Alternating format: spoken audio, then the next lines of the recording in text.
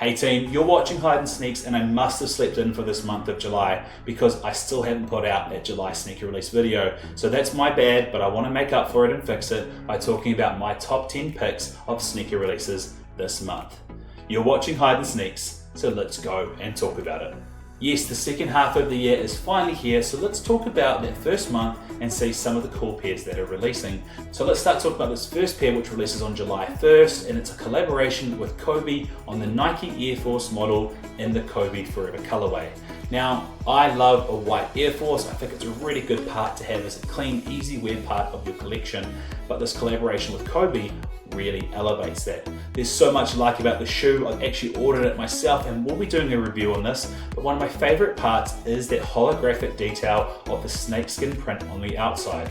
Now, we've seen a variety of different pairs that have had snakeskin treatment, but I think this pair, it just looks quite premium and elevated, and it's a great way to wear a cool kind of plain pair of Air Forces with that sort of elevated uptaped look. Moving on to this next pair, which releases on July 3rd, and it is the Air Jordan 3 Retro of the Pure Moneys. Now, there must be a bit of a theme about having cool, clean white shoes this month because the Pure Moneys are back and they are looking absolutely great. Such an elevated look on this pair. So if you are looking for a bit of a pair that's a bit easy, you can dress up, dress down, and rock with a bit more of a premium feel, it's this pair here, the Jordan 3 Pure Moneys. A great pickup, and I can just see this being a staple in people's daily rotations. Up next, releasing on July 11th, we actually have 3 pairs dropping on the same day, and that is the collaboration with the Air Max 95 and Levi's. Now, sneakerheads will be familiar with Levi's having collaborated on past models. They've done some cool stuff on the Jordan 1 mid, they've done some cool stuff in the likes of releases on the Jordan 4.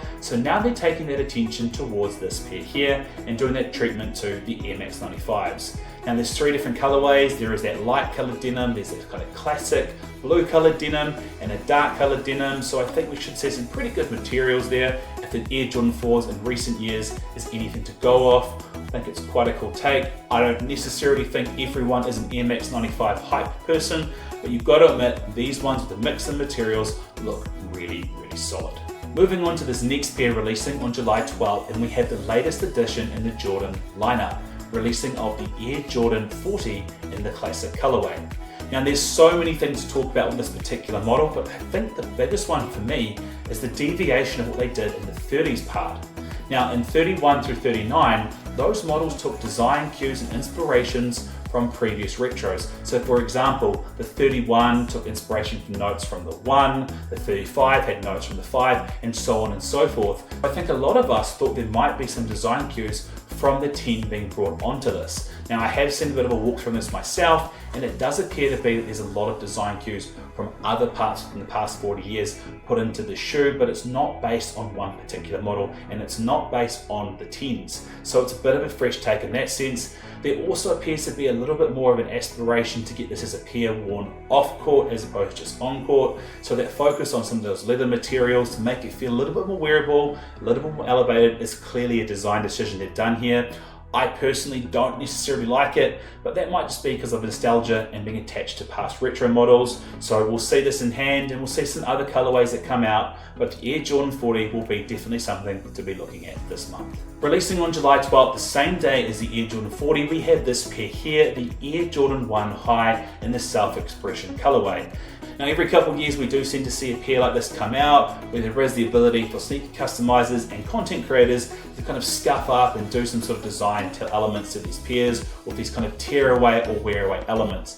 Now, ultimately, I do think they're kind of cool in the kind of principle, but in a day-to-day sense, I don't really think it's kind of for everyone to do. I think it's worth talking about because it's definitely something we're going to see on our For You pages. Now, for me, it's not a pair I'm going to be chasing, but I do expect to see some really cool custom designs, and for that, I think it's worth talking about and seeing what comes up from that. Moving over to July 18th, and we have this woman's release here, the Jordan 3 in the Starfish colorway.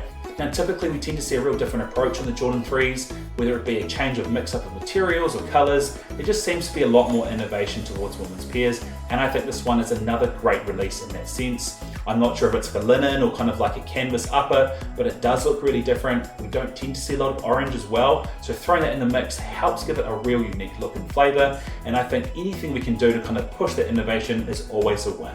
Also releasing on July 18th, we have this pair here, the Kobe 6 in the total orange colorway. Now, I have seen some discussion about this being a double NBA pair, and I think that might be the case. So because I'm not confident about which one is which, I'm going to put both of them up here and refer to it as both, but I do think it's great to see an orange colorway, which we don't tend to see a lot of. But anyway, Kobe 6s are such great pickups to play in, and I hope that this is a pair that people have missed out on past pairs, like the All-Stars and like the Dodgers. This can be an opportunity for them to get their hands and play in the Kobe 6. So for me, it's a great pair to talk about, and even though it's quite wild, I do think it's going to be incredibly popular. Moving over to July 19th, and there is a real special audience for some of our fans of the Air Jordan 8. Now, if you are a fan of the Air Jordan 8, you're probably used to having a bit of patience because Jordan Brand doesn't tend to release a lot of models, but your patience has paid off because this is the release of the Aqua 8s. Now, personally, the Aqua 8s, I believe, are the most popular Jordan 8s there are, so there should be a little bit more hype behind this model, and if you are trying to complete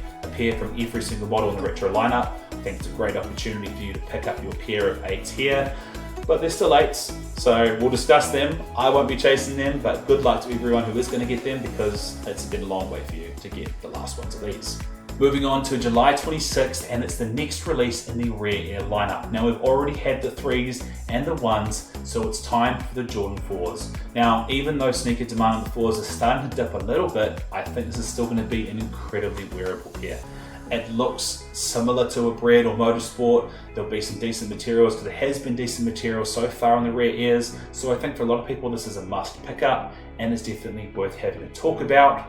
I myself want to see if there is some sort of story behind this. I know, for example, the first one had that kind of customization element, the 3s had that manufacturing era, so I'm not sure if this one is meant to be kind of similar to like a What The, or meant to be kind of like a top 3 kind of nod, but there's definitely some nods of other OG retro lineups within that look, but I do think it's worth picking up, so if you can get hands on it, again, good luck on this one. Now, the last pair I have is this pair here, the Air Jordan High Reverse Shadows in the 85 cut. Now, I don't know which day in July this is specifically releasing. It's kind of just earmarked from what I can see online as July, so it might be delayed, it may not come out this month, it may not even come out at all, but it's worth talking about today because those 85 cuts are obviously so popular, and if you missed out on the breads, this is your next chance of getting a wearable 85 cut.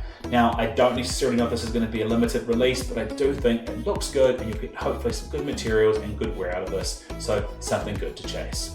Well, that takes us to the end of our list for the July releases. So the big question is, what pairs will I be chasing? I always try to give you 3. So starting off, it will be the Kobe Air Forces that I think are super wearable, and I do think will be underrated, so we'll be chasing those. Then second to that, I'll be probably chasing the Air Jordan 3 Pure Moneys. I think there's a lot of value in chasing those. I think they're going to be a very easy wearable pair, but I do think there's going to be a little bit of hype behind them, so we'll see how I go with getting those in a bigger size. And then probably setting my eyes on the Air Jordan 4 in the Rare Air colorway. I think it looks so clean. I do love that sort of black aesthetic and the kind of mix of that blue and the red on the materials. So I do think that's going to be a real elevated pair to chase. So that's my top 3, but let me know in the comment section below what 3 you'll be chasing. Maybe one of the pairs that I've talked about today is on that list, and maybe there's a pair I haven't highlighted that you want to talk about as well. Let me know in the comment section below. Until then, feel free to like and subscribe, and I'll see you guys next time.